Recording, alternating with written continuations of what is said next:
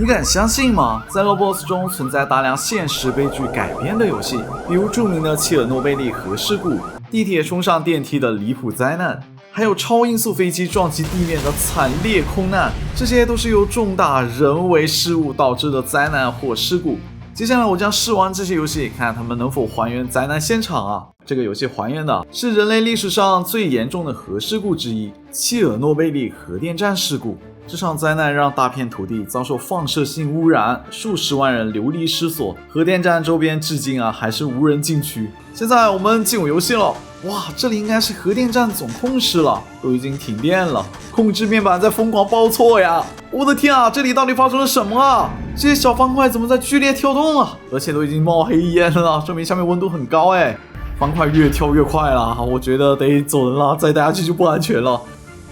哦，直接爆炸了，太疯狂了呀！在现实里，好端端的核电站为什么会突然爆炸呢？原来是在事故发生前，工作人员正在进行一项停电测试，由于操作失误和反应堆本身的设计缺陷，功率突然失控。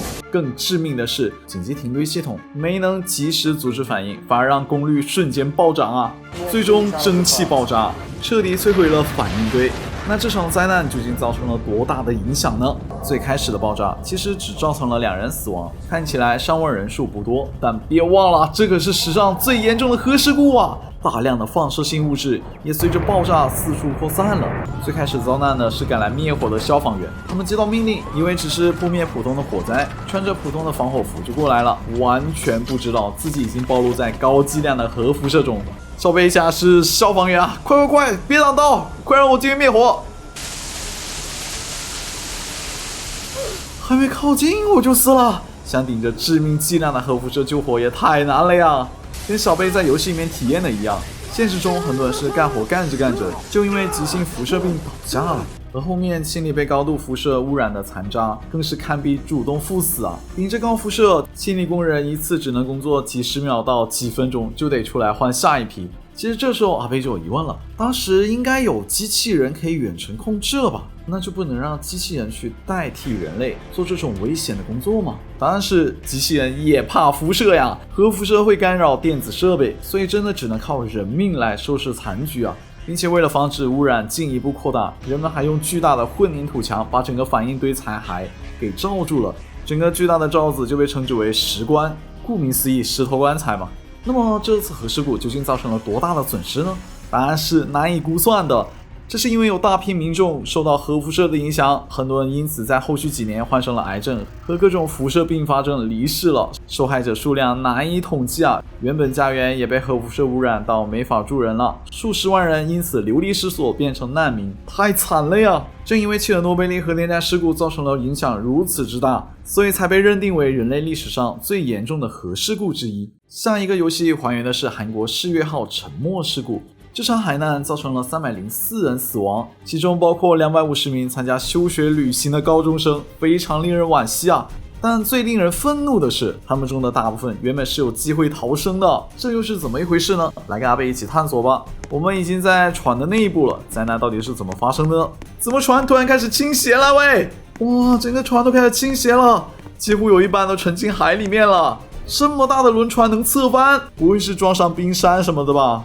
等小贝调查后，发现灾难的真相让人大跌眼镜啊！这艘世越号之所以侧翻，竟是因为转弯太急，导致船上超载的货物全部都往一边倒，重量全积压在了一侧，然后就失去平衡侧翻了。这事故原因这么草率的吗？但这么大的轮船从开始侧翻到完全沉没，应该是有很长时间可以给乘客逃生的，为什么最后面还会死那么多人呢？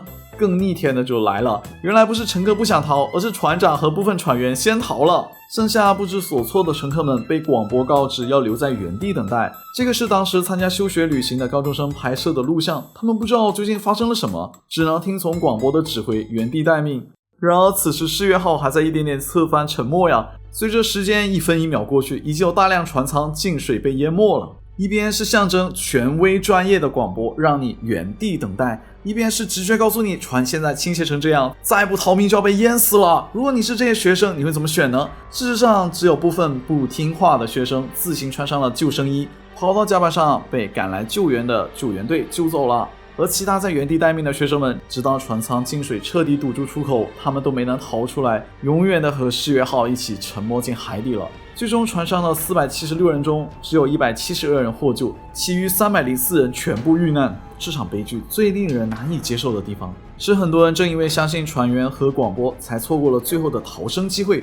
虽然最后相关部门和人员都被问责处理，但对于受害者和家属来说，都已经于事无补了。下一个游戏还原的是 Oceanous 号客轮沉没灾难。这场灾难和前面的世越号灾难一样，都是船长和部分船员抛下乘客，自己弃船逃命。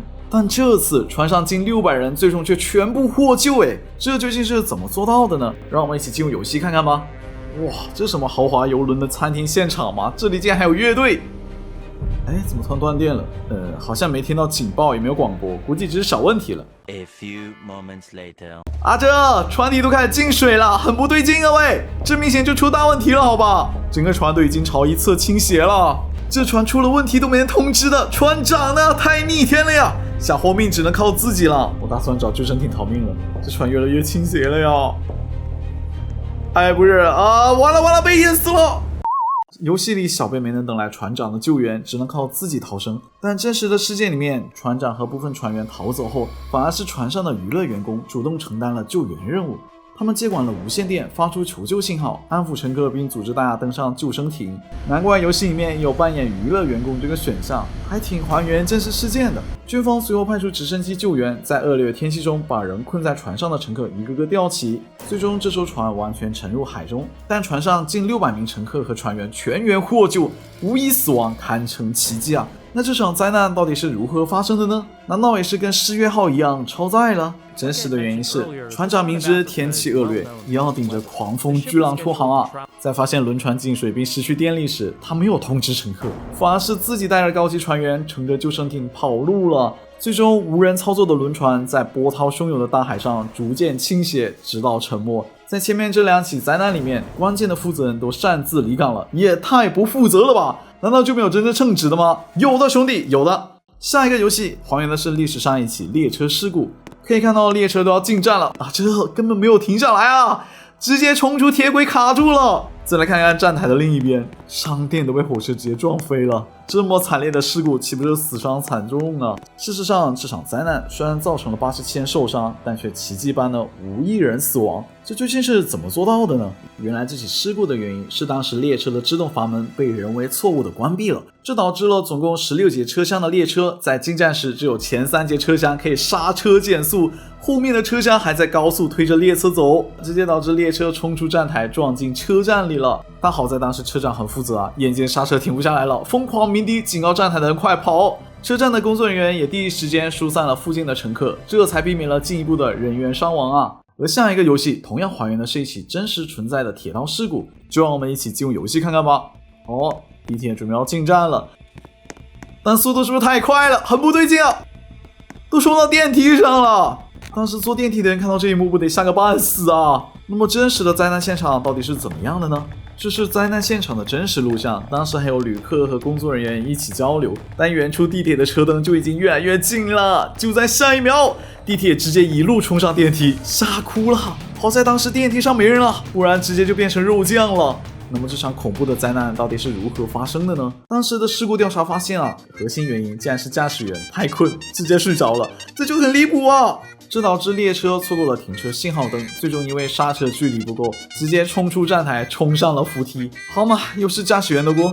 唯一的好消息是，这场事故里面没有人因此死亡，不然又是一起重大惨剧啊！下一个游戏还原的是法航4590号空难，就是这场空难加速了协和式超音速客机时代的结束。在看灾难之前，我们先来了解一下什么是协和式飞机。这款飞机是英国和法国在冷战时期联合研制的超音速民航客机，能以2150公里每小时，大约2倍声音速度，也就是音速，超高速巡航，从伦敦飞到纽约只要3个多小时，非常夸张。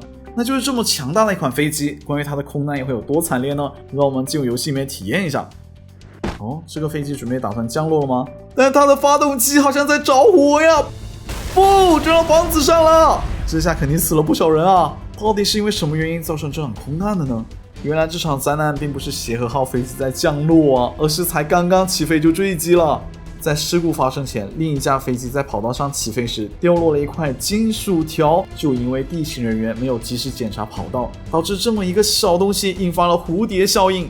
后面的协和号客机在高速起飞时碾过它，轮胎瞬间被割破。爆裂的轮胎碎片猛烈撞击机翼，导致油箱破裂，燃油泄漏并起火。飞机随后失去部分发动机推力，既无法加速，也无法继续爬升。